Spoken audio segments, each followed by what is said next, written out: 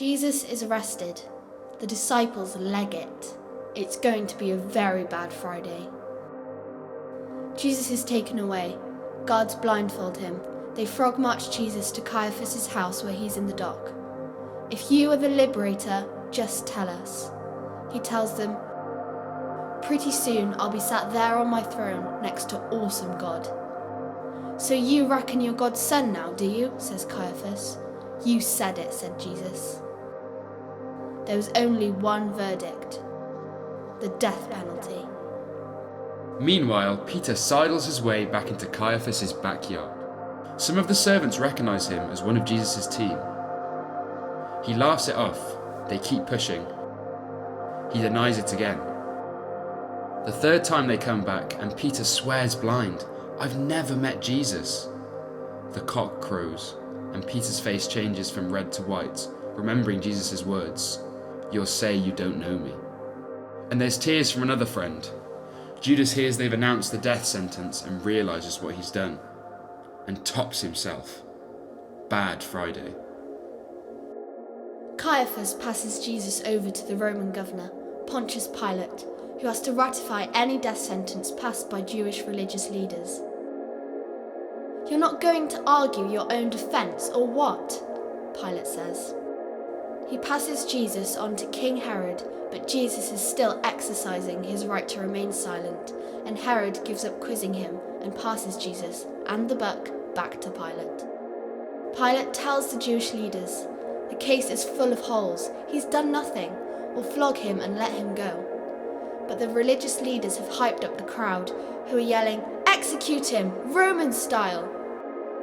"For what?" asks Pilate. The religious leaders get blunt. He says he's God. By our law, that's a capital offence. Jesus remains silent. The crowd continue to chant, "Execute! Execute! Execute!" Pilate arranges for Jesus to be whipped and then executed, Roman style. The Roman soldiers manhandle Jesus, stick a purple robe on him, and press a mock crown of thorns down hard on his head. They're giving him verbal, gobbing in his face, whacking him across the head, across his back with a lead-tipped whip. They shove a heavy plank across his raw shoulders and tie it to him by both wrists.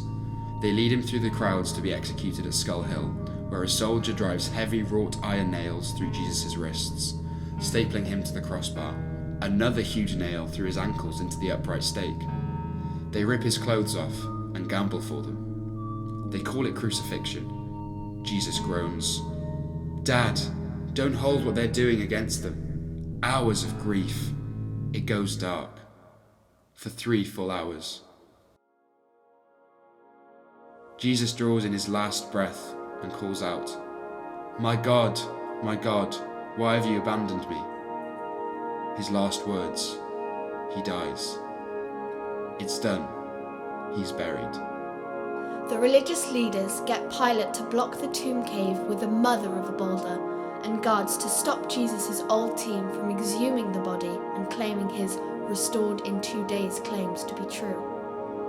Crack of dawn, Sunday. The 3 Marys, Jesus' mother, his aunt, and Mary Magdalene get to the tomb cave with burial spices. But the boulder has been shoved to one side. No soldiers.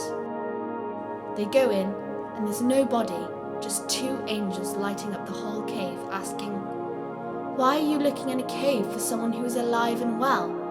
He's back. He said he'd come back in 2 days, remember?" They go home and tell the others. But Mary Magdalene remains at the tomb. Mary Magdalene got to see him. Jesus just said, "Lady, why the tears? Who are you looking to find?"